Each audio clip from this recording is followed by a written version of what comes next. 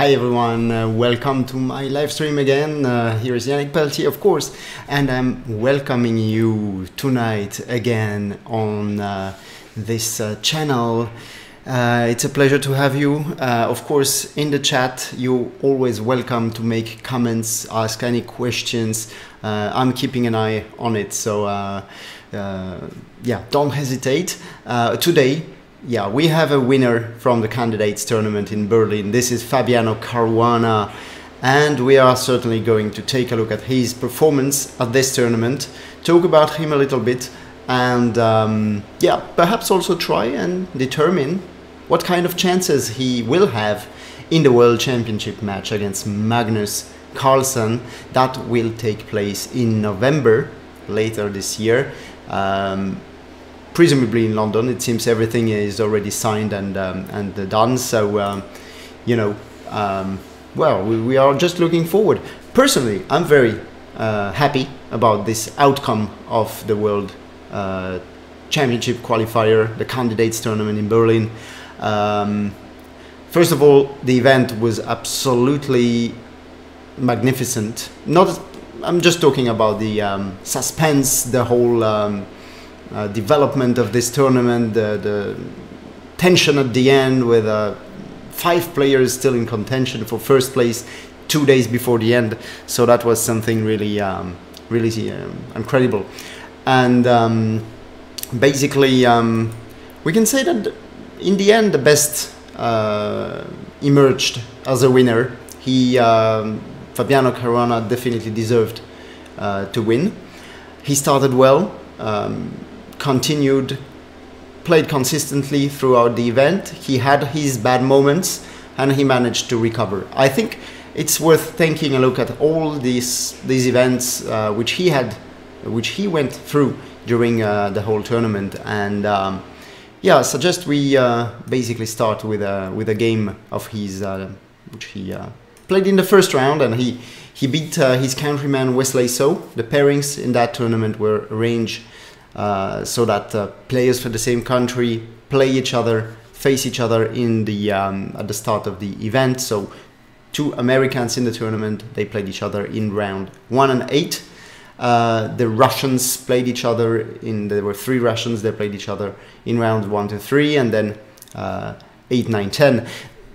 The main point, of course, to avoid that they may face each other in one of the last rounds of the event, when perhaps it might become clear that one of them needs to win. And if he definitely wins in the end, there might be all kinds of rumors, you know, speculations. So a right point of regulations that was implemented already many years ago, probably after actually, I think even in the interzonal tournaments, it's a long time ago. But in '73, I remember my countryman Werner Hug played in the interzonal '73 in Petropolis in Brazil, and there were like 18 players and 6 Russians and 6 Soviet players, and they also faced each other at the start of the event. So it's already a long regulation. So Fabiano Caruana managed to beat Wesley So in the first round. Wesley So, actually, he was one of my favorites from the start. I thought he and perhaps 1 or 2 others had, well, perhaps slightly better chances than other players. So I had counted on Wesley So to at least fight for first place. And in the end, well, he started off very badly. He lost his first 2 games with black. That first round against Caruana and then against Grishuk. And that was already kind of finished for him. Even though he bounced back in 1 game beating Aronian, he also lost a few games afterwards and finished on 7th place. Very disappointing probably, but in the end he appeared to be not prepared sufficiently for such an event, both in terms of openings and in terms of perhaps attitude during the whole event. You need to be fighting even in bad positions, and well, actually he got that position against Caruana here, and he could have you know, instead of what he did, well, the position is already quite dangerous. Of course, you can see that white has some pieces which can easily start attacking black's castle, which has been weakened, not many pieces around the king, so it's already dangerous here, and he should have tried and seized his chances. Rook a2 is a move that Caruana was afraid of during the game, and here rook b1, and Caruana suggested this line as very dangerous for him, with any result possible, and he didn't really know how he would have been able to react to this. Well, the computer actually shows here a beautiful resource for white. Here, instead of just taking back on e1 when things wouldn't be clear after rook takes b2, this pawn is becoming very dangerous here. Instead of this, the computer says just e takes d5, so leaving an exchange, remaining an exchange down basically, and yeah, just taking on d5, and after knight c5, well, that's the main line of the computer, and after e6 it appears that white is almost already winning with a crushing attack here. Pawn takes bishop h3. I'm not going to show details here, but basically white is going to be winning. So actually Caruana's overall feeling in that game was good. He played it well. Maybe he's so dangerous from his opponents, which were not totally present, but in the end, well, he crashed through with e6, and it's already, as I explained before, now the black king is definitely worse without much cover. Pawns are missing, squares are weak, and here Wesley so didn't put up any resistance, basically losing within a few moves after rook e7. In this position there is not so much he can do. So so again, yeah, if you have any questions or comments, just don't hesitate to put them in the chat. Here on my left, so that was the start of Caruana. He followed up with 2 draws, and in round 4, just bringing that one, in round 4 he faced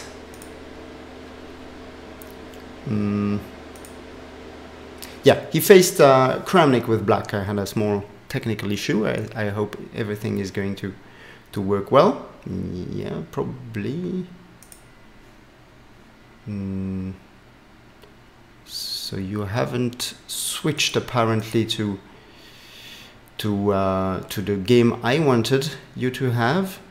So I'm gonna check on that quickly so that you can have it here. Okay, I guess it should work now, hopefully. So let me just see if it's gonna work. And well, in that game against Kramnik started even better than Fabiano Caurana by scoring 2.5 out of 3, playing aggressive chess. And here, after a very quiet opening, we get that position where black is actually doing really well already. Yeah, it seems the technical issue has been solved. I'm very happy about it.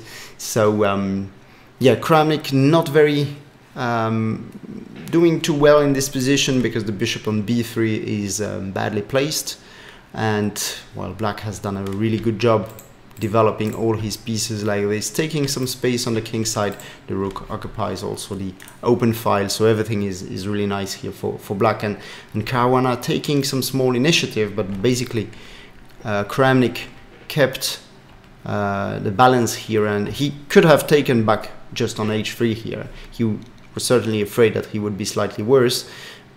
I think the position should more or less be okay. So he tried c5, and this is risky, too much risky actually, too risky, because black can take the advantage. Well, Kramnik certainly calculated quite far and saw that he would lose a piece from here, but he still went for that, very much in line with the way he had been playing in the first rounds, and also the way he played in the whole tournament. Very optimistic. d7, rook e2, he took, went back to c6, and here, well, with looming time trouble, Caruana already made a mistake. He could have basically got winning advantage with knight f1. Instead of going to g4, when the knight wants to go to e3 here, basically, well, it's something he can do from f1 as well, but in addition to that, he also has knight d2 in some variations, which is crucial. So that would have been a winning move for Caruana. Well, he's still better here, but after this move, he shouldn't have played h6 as he did. He could have taken simply the pawn on c2, and well, of course, hitting the bishop on c6, and if rook c7, then bishop, rook f2 back, and the bishop here cannot be taken because of rook f1, as you can see, would be mate. So instead of this, he played h6, and here he was shaky. Let's put it like this: Kramnik's strategy, not just in this game, but his attitude in this game almost worked. He took a lot of risk. He went through a very bad, perhaps even losing position, but actually it could have worked. And in time trouble, well, Kramnik was in time trouble as well. Here Caruana made another mistake, king d6, which could have been punished by Kramnik if he had gone rook c6 check, king e7, a6, and after this there is this nice trick, rook c1, rook c8, rook a7, and rook e8, check, winning the knight here. So he would have recovered the piece he had sacrificed earlier, remaining a pawn up here, a huge pawn on a6, and despite the presence of opposite colored bishops, I think white is more or less winning here. He played rook b7, which is not very good, but still, he kept some advantage. I mean, his pawns are very, very far advanced, and here, well, as I showed in, I think 2 weeks ago, with a c4, Kramnik could have been much better, perhaps even winning. Instead of this, he played b4, and that basically cost the tempo, which Caruana used to, you know, give up an exchange. And here, it's already getting very dangerous because all three pieces here participate in some attacks. So if black plays king f5 on next move, attacking the rook, there is also rook a1 with mate coming. So white is more or less forced to try and counter this with a move like rook g6, and here Caruana already took the initiative. Objectively, the position is okay for white, he can defend it, but he made a mistake, and the position is indeed very dangerous for Kramnik, and he cracked. So Caruana very, very alert and capable of seizing his chance when it arrives. That's the mark of great champions. I mean, you might go through bad times during a game, but whenever the occasion comes, the opportunity, you seize it and you don't let go. And this was basically Caruana's main quality in this tournament. He seized his chances. Well, almost, as we will see. Well, that game I analyzed, I took a look at last week. I also devoted a video on my channel to this win by Caruana's against Aronian, so I'm not going to take a look at it, but it was important.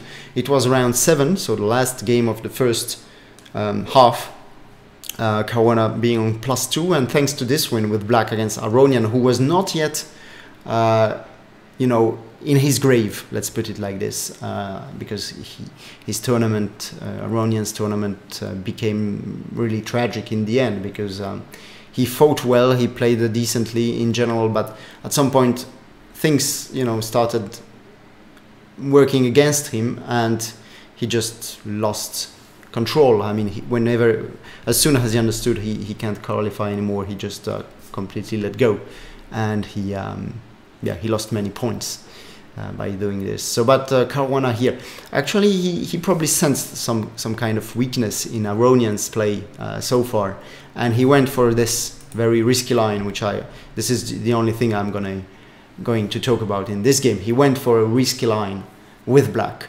where everything is possible. It's not about being a pawn up for the moment, but it's allowing white an attack, and we will see actually that Aronian, I'm moving forward quickly, that Aronian launches an attack here. His pieces are well placed to organize some pressure, and now with the g4 also trying to open files there. So it could have gone either way in this game, of course, but Caruana was confident enough in his good shape and also took into account his opponent's bad shape. And this is very important when you're trying to win a tournament like Caruana was certainly trying to do.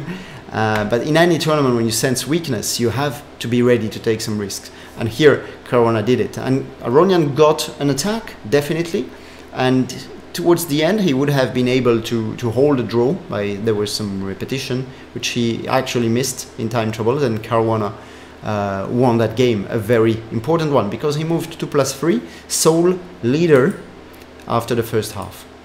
And, well, I said that he seized his chances, but it was not really the case in every game. There was this exception, the game from round 9 against Dingriren, which he actually played really well throughout the whole game, gaining a small advantage from the opening, increasing it technically, very careful with the with tactics and everything. And in the end game, here I'm just jumping into the end game, move 65.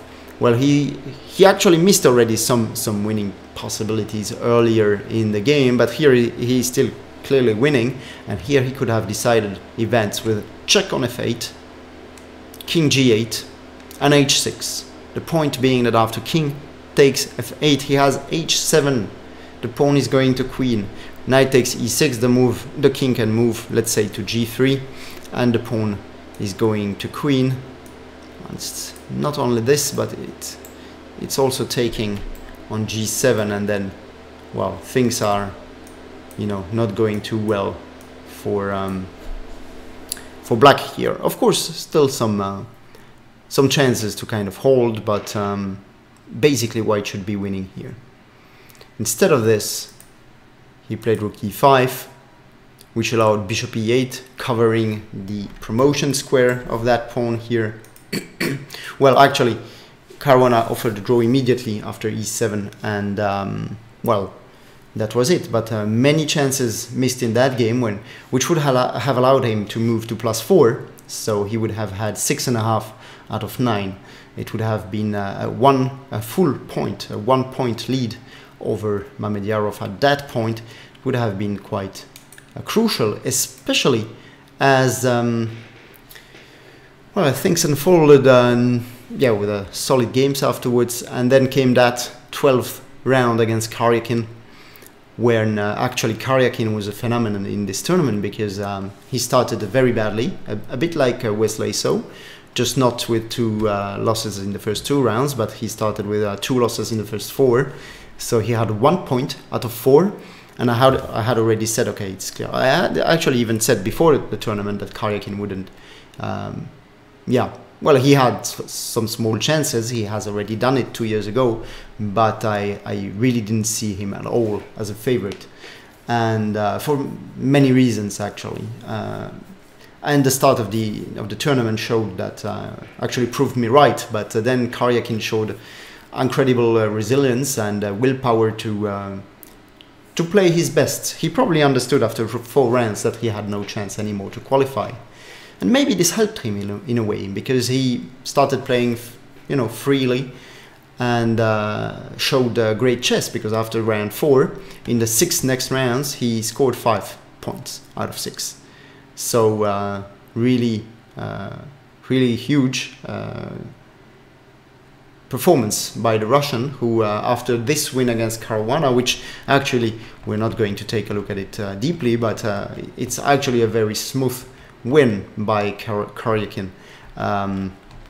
He got a slightly better position from the opening, and he actually this move here after bishop g4, bishop takes d5, sacrificing the exchange, perhaps slightly careless by Caruana, but there is some pressure against this pawn, and it's not so easy to kind of solve that problem. So he thought that by exchanging the bishop here, you see, thanks to the pin, he would be able to solve his problems with the pawn d5, which was almost true if it were not for this exchange sacrifice, bishop takes d5. And well, this, after c4, it's clear that this bishop is worth a rook at least, and white is a pawn also for the exchange. Look at this huge centralized bishop eyeing on two sides, on the pawn on f7, especially also on the pawn on b7, and soon afterwards, you know, Caruana had to play b6, and then you can see the weakness on this long diagonal. And Karyakin played really well, quietly from this position, and improved bit by bit, move by move, and you know, he quite comfortably, I would say, overcame Caruana's defense. Here he can already win a second pawn, the one on g5, and the h-pawn becomes very dangerous. So white is already kind of winning, almost winning here. He materially, he's equal. His king is much safer than the black king, and the bishop is still very strong. The rooks are not very active for black, so Karyakin won that game. And well, he came to +2, same score as Caruana, and at 2 rounds before the end, it was clear that the psychological edge was on the side of the Russian, whereas after this defeat, first defeat for him in the tournament, Caruana was being caught up by Karyakin, and yeah, there were 3 people behind him: Grishuk, Mamedyarov, and Dinglirin. Dinglirin had just beaten also Mamedyarov, by the way, and not easy for him.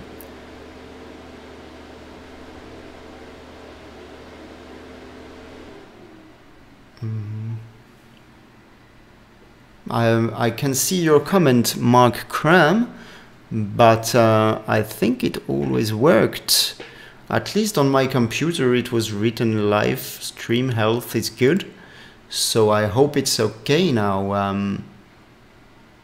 I hope I haven't missed too much. Maybe there was an issue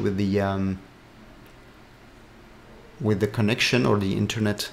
My internet, it works now. Okay, I hope for everybody it works, and of course for those of you who watch this video afterwards, not live but afterwards, because it's already obviously stored on my channel. Sorry for this interruption, but of course it's very important if my viewers tell me that something may not work.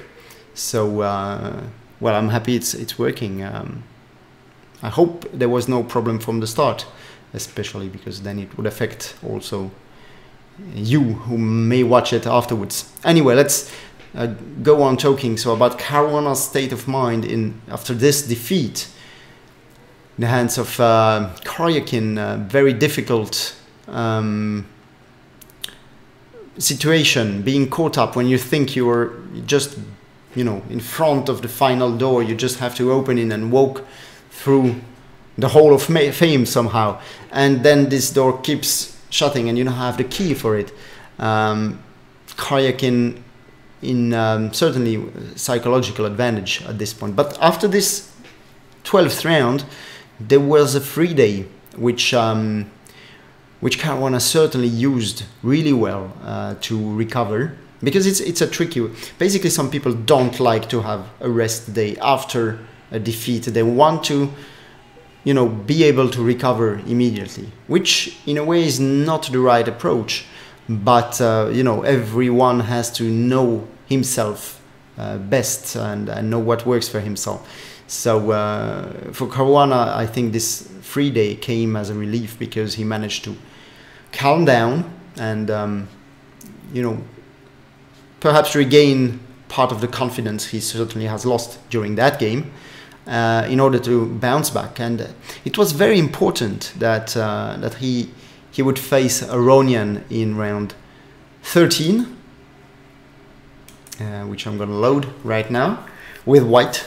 A good occasion for him to recover. Aronian, as I said, totally depressed at this time of the tournament, on the last place, having lost all kind of positions, having failed to win some games which were completely winning as well. So in a way, the right moment to face the tailender in a tournament. But it's, when you face a tailender, you think, okay, he's not very good. But here you have Aronian in front, and it's, you know, this guy can just bounce back in any game.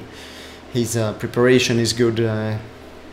Usually he's quite confident, and very confident even. and his calculation is always very good.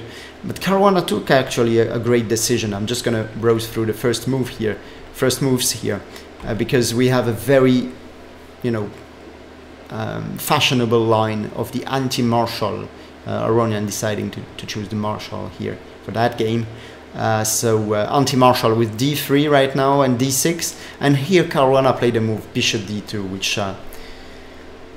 which doesn't really make a lot of sense, except that he stops the main positional threat of black, which is knight a5. But bishop d2 is a clumsy move in a way, but it's never really been played. So when you face the tail ender of a tournament who is clearly in bad shape, perhaps lacking confidence, what you have to do is try and avoid his preparation. Don't go onto his favorite openings. And here, by choosing this unpretentious move, bishop d2, Caruana simply said, I want to play chess from now on. I want to play chess without preparation whatsoever. I want Aronian to think by himself, which he usually does well, but in this tournament it's going to be unpleasant for him to be forced to play without preparation from move 9. Well, so Aronian played bishop g4 and c3 now, which he could have played in the previous move, but then had he played c3 here, there are other lines like bishop b7, for instance. So he didn't do that. c3 now, and well, Aronian played d5, which is sensible. h3. I'm not gonna take a look at the game too closely, but you know, you can see these moves, yeah, bishop d2, bishop g5, and after h6 coming back to c1. It's just clear Caruana wants to get a position, a normal position, and try and outplay his opponent later on. And this actually worked really well. Bishop g6, knight bd2, knight h5, knight f1, bishop c5, and g3, stopping black's ideas to go to f4 one day with the knight. And strangely enough, he didn't really do anything wrong with black, but he ends up slightly worse. Here b4, maybe he should have done something like a5 or something like this to stop white from taking space advantage with b4 and a4 now. But after a4, black is already in trouble. Knight f6 he did. Well, here Caruana could have already tried and go for concrete measures. Taking the pawn on b5 would have been okay. Maybe he was a bit afraid of this continuation, but he appears to be much better here. e4 is well protected, well enough. All the squares on the d file, well, not d6, but all the squares on the d file are well protected as well, in order to prevent black rooks from entering. So and he's slightly ahead in material. So that would have been a good continuation for Caruana, but instead he preferred to go for knight h4. And here he could also have taken simply on g6, when I think f takes g6, and white is better. He has the advantage on the king side, a better pawn structure. He has the advantage on the queen side as well, thanks to this pressure here against b5. Anyway, he went bishop d3, which also looked really good, but here after bishop h5, g4, Aronian played well, but I think he didn't really believe in his chances here, because knight takes f2, he's got 3 pawns for the piece. In such a position, it might not be enough, you know, a piece might be stronger than 3 pawns, but it all depends on activity, and black isn't doing too badly in activity. So here gf coming ef, so the knight on f2 is doomed. Queen f6, queen takes f2, and I think Aronian was already kind of dejected, thought that he was losing. He tried activating his knight c6 by playing e4 to go to e5, but he actually, by playing e4, he missed a big chance here, and things would have been very messy here. Knight takes b4, sacrificing a second piece, rook d4. And I took a look at this position a bit more closely, and actually the computer says it's okay for black. He has enough compensation for the 2 pieces.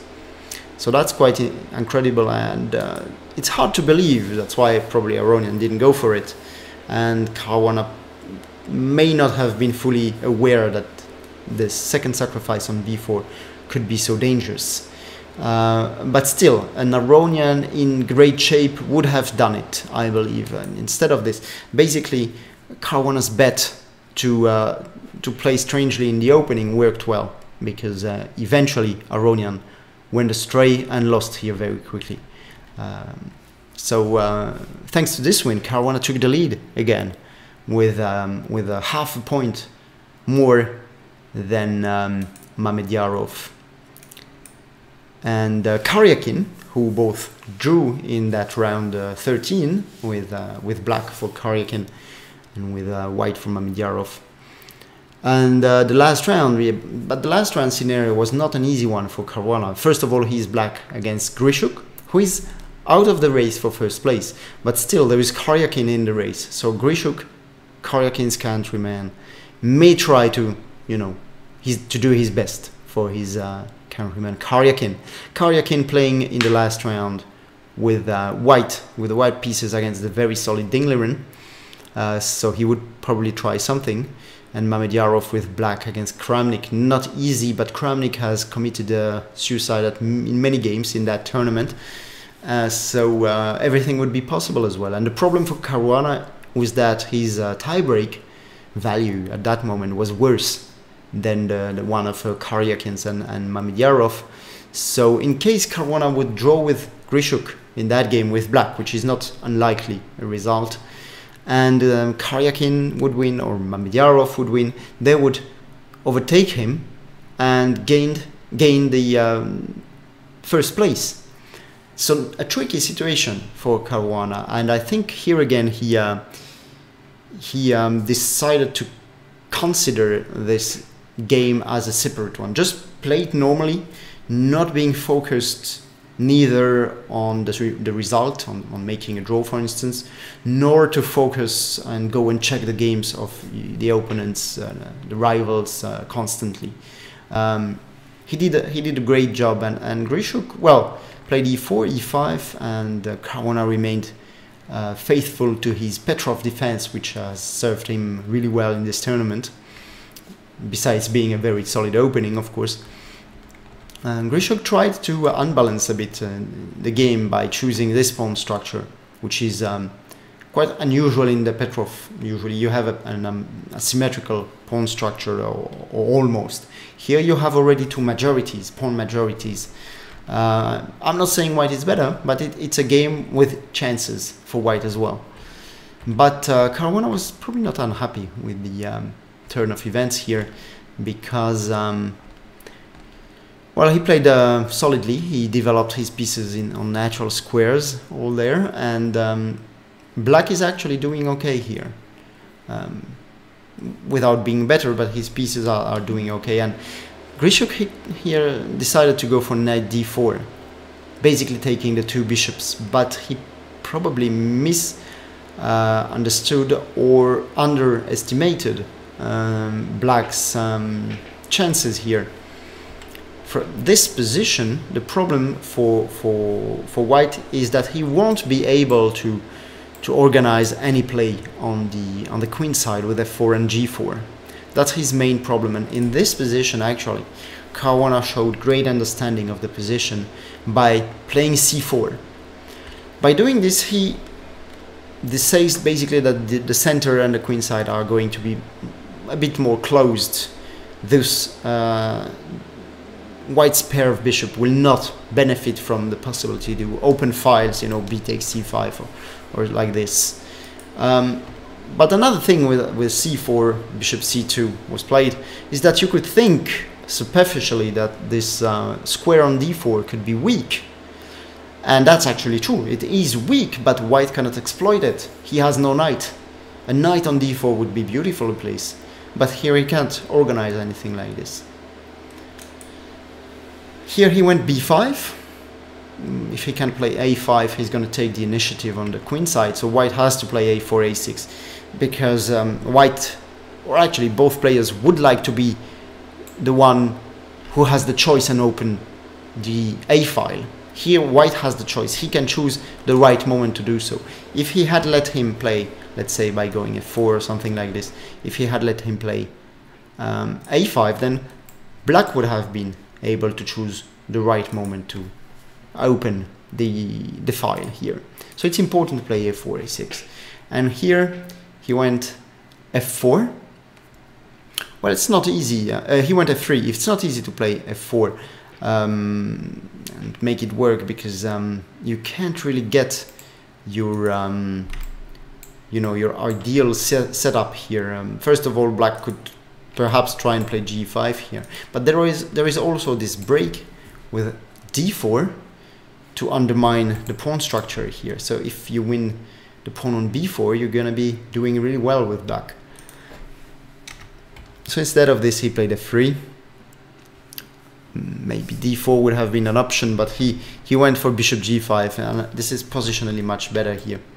He wants to blockade this square and perhaps try and attack this. Well, actually, there was an interesting option to take here and give up a piece. Takes, let's say rook e2, and now just go back to e7. Now you can see you have 3 connected passed pawns here. I think Caruana may have played like this had he would he have been in a must-win situation, but this was not the case. He might have kept an eye a bit on the other games and seen that Karyakin was actually fighting for a draw at this moment, and well, the game of Mamedyarov was also not turning well for the Azeri. So actually he decided to play it safer, but still keeping in mind that he has chances to win. Here, well, I move a bit forward, but we can see that black has achieved full control of the black squares. So black is dominating here on the king side. Well, at least he's not worse on the king side, where white has the majority. And here he is better with this pawn structure as well. And not an easy task for Grishuk. And you can see here Grishuk tries to repeat moves, and Caruana deviates. He doesn't accept the repetition, playing rook a c8. It seems unnatural to give up the a file, but he's seen further. He's especially seen that if white tries to occupy this a file, black will be able to play d4, and this is actually what's coming in the game. And after d4, black has created a passed pawn here, protected passed pawn, very strong. Knight c6, bishop e4, and he takes a pawn. Well, the idea of Grishuk was to play this position with opposite colored bishops, but it's not a good one here. And black is much better. He is better centralized. This pawn is much stronger than the pawn on b4, which is, by the way, attacked now by the black rook. So technically black is already winning, and well, I'm not gonna show the game until the end, but Grishuk actually here didn't manage to hold the game. Caruana won it and finished the tournament with 9 out of 14, that is +4 as we count it in chess. It's a whole point ahead of Mamedyarov and Karyakin, who finished second and third with 8 points. Good tournaments by both of them, especially for Karyakin. I mentioned it just before, who showed a great mental strength to come back after a completely disastrous start. So I can't read many comments, so just don't hesitate to say things. Or I hope everything is working well, of course. And basically, if you have questions or anything about the candidates, don't hesitate. Mamedyarov had, you know, kind of chances. He was always on the plus score, +1, because he won the first game against Karyakin, and then he moved to +2 thanks to Kramnik committing suicide against him. But he, you know, he never really tried to do anything in his games, and this, you know, has been kind of punished in a way. His opponents are solid too. The only game when he actually tried to go for it was against Dingliren with white, round 12 as well, and there he got countered and lost. So we've seen a strong Mamedyarov, but not a Mamedyarov we've seen in earlier years. A Mamedyarov who goes for it, sacrifices, plays original opening ideas, risky ones as well. In that sense, well, it's actually the kind of chess he had shown just before, actually 2 months ago in Vacancy. Solid chess, counting on his opponents to take some risks so that he can counter. It worked okay in Vacancy. It worked more or less okay at the candidates, but I don't think he ever really had a chance to win it, even though at one point he shared first place with Caruana after Caruana lost to Karyakin. But and even that is not true, because then that's the moment when he moved back to -1. But he was always there in ambush kind of, but he didn't play aggressively enough. I guess in a way he didn't want to win. He didn't show it, at least. So what is now ahead of us? We have Fabiano Caurana, who has qualified, and he's going to face Magnus Carlsen in a World Championship match in November in London, presumably. And it's going to be interesting, certainly. Carlsen is the favorite. He has a better score against Caruana. He's had some tough games he's lost some games. Caruana has managed to outplay Carlsen in some games. I remember a Berlin played by Carlsen with black, where Caruana just outplayed him completely in the end game. So I think the main quality, or the main chance for Caruana, is that he's basically not too afraid of Carlsen, even though Carlsen has scored victories against Caruana in his latest encounters. Thinking of the Isle of Man, for instance, but there are other games where he just beat Caruana quite convincingly. So, of course, he has an advantage, but out of, let's say, the top 10, I'd say Caruana is one of the 2 or 3 guys who can actually put up a fight against Carlsen.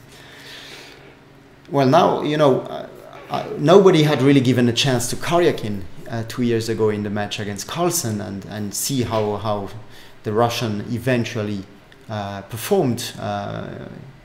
He managed to hold some tough games against Carlsen, and he managed to bring Carlsen out of his balance when Carlsen eventually committed kind of suicide in a game, and Karyakin was on +1 in the match before losing. And then something wrong today, says chess improvement. What could it be? On my screen it seems everything is okay. It's always been okay here on my computer, so it's really strange. Don't really know what happened. And in any case, I'm sorry if there were any technical issues.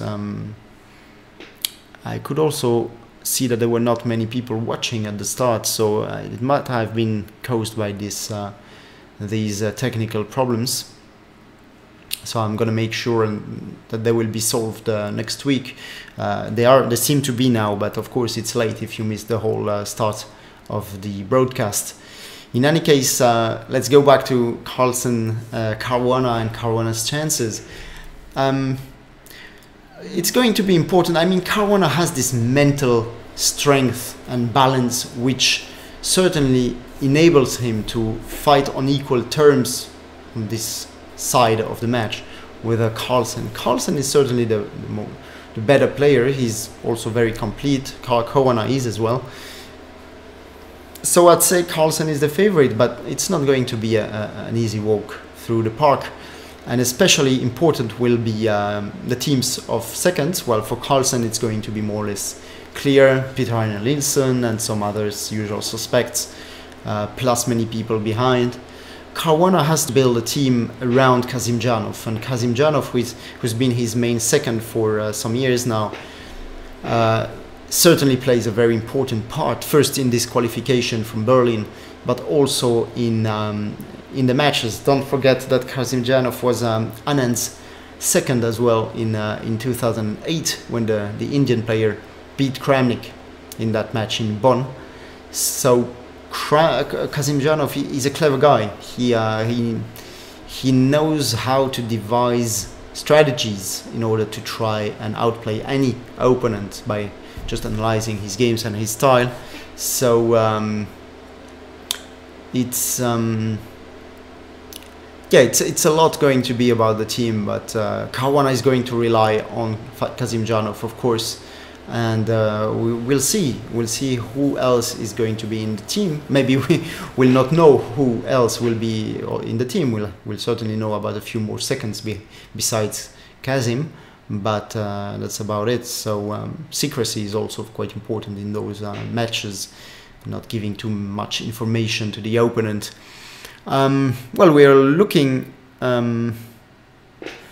forward to this match, and me too. It's a pity it didn't really work today. There were problems, and I couldn't really see your participation, or actually you couldn't really participate in the chat. But yeah, Carlsen Caruana, it's going to be interesting. Caruana is certainly going to you know, if we try to see the tournaments which those two players are going to compete in before the end of the year, before the match in November, we know, well, they're actually starting a tournament where both are going to play in Karlsruhe and Baden-Baden in a couple of days. It's going to be a top tournament, 10 players, very strong, but also quite interesting because it's not just about top 10 players, but also about some of the best German players. Neidic, Meyer, maybe Friedman or Bluebaum is going to be there. So it's going to be an interesting tournament. And of course, for Aronian and Caruana, who are just coming from Berlin, it's not an easy tournament to play in, because well, it's probably easier for Aronian than for Caruana. Caruana, you know, he's been in this tension bubble for the whole 3 weeks now, and now the tension exploded at the end, and now he has to start a new tournament. Oh, come on. What he just wanted to have a party and drink some champagne, I think, whereas Aronian has probably drunk something else but champagne.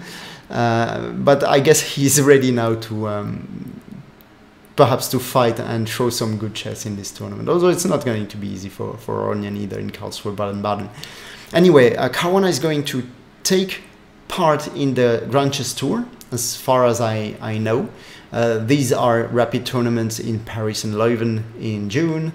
And before that, no, it's not before that. After that, in St. Louis, also rapid and also a classical tournament. And the London Chess Classic in December, it's going to be just after the World Championship match. So we know about this. We don't know about much else, but I've got the information that Carlsen doesn't play in the Grand Chess Tour, as was the case 2 years ago. The year of the World Championship final, he also decided not to play in the Grand Chess Tour, perhaps because it's too tough a program when he wants to choose his tournaments better. In my opinion, he chose his tournaments well, because he's coming to Biel next summer. Magnus Carlsen, the world champion, is going to play in Biel, in my native town, the festival where I'm part of the organization, so I'm really happy that we could secure his participation. And besides Carlsen there, it's going to be Maxime Vachier-Lagrave and the Swiss young GM Nico Georgiadis. 3 more players, and who knows, maybe Caruana, maybe not. We're going to see that. 3 players yet to be confirmed, and can't reveal anything yet because it's not been confirmed, and we don't know them yet. So we'll see. But in any case, Carlsen confirmed in Biel at the end of July. It's going to be a festival, not just a Grandmaster tournament. So anyone can come and take part in his tournament, be it the Master Open for players over 2000 rating. There is the what we call general tournament for players under 2050 rating points. And there are also side events like a Blitz, like a Rapid on one day. There is also Fischer Chess Random Tournament in the morning, so that players who want to come and play, let's say, chess in a relaxed way can come and play the Fischer Chess Random in the morning, watch the games in the afternoon, or go to the lake if the weather allows it. So many things actually you can. Yeah, I'm happy you were excited, Mark Cram. we're going to have a very, very nice event, I'm sure. And Daniel King is going to be in Biel commentating live from the down there. And well, there is going to be a lot of excitement, not just in Grandmaster tournament, but lots of events there. I have no information what Carlsen is playing else besides this. Perhaps the Olympiad, because he, exactly as Caruana, by the way, Carlsen has always made a point in leading his home country at these events such as the European Team Championship or the Olympiad, especially the Olympiad. He was there in Baku. He was there in 2014, I think. Yes, of course, it was in Tromsø in Norway. So yeah, always, you know, leading his country. Even though it might not really fit his schedule, he makes sure that he's there for his nation. Norway is becoming a chess nation, and chess is being shown on TV, so it's really great what they're doing there, all thanks to Magnus Carlsen's results and success. So I think we've more or less come to an end of this live stream. I really apologize for these technical issues, which I was not aware of from the start, because on my screen everything seemed to work perfectly. So it seems it was not the case for you at home, and I'm really sorry about this. Nevertheless, I hope if you have missed the start, that the start of the live stream is being recorded and will be uploaded then on my channel. So nevertheless, I hope you will still like the video, and for those who haven't subscribed yet, don't hesitate, subscribe to the channel, please. Your support is needed, and it's always a pleasure to be there for you. And that's why I already can tell you that next week we're gonna be there again, Thursday 8 p.m. here on the YouTube channel Yannick Pelletier. So thank you very much for watching. I wish you a nice evening, and goodbye.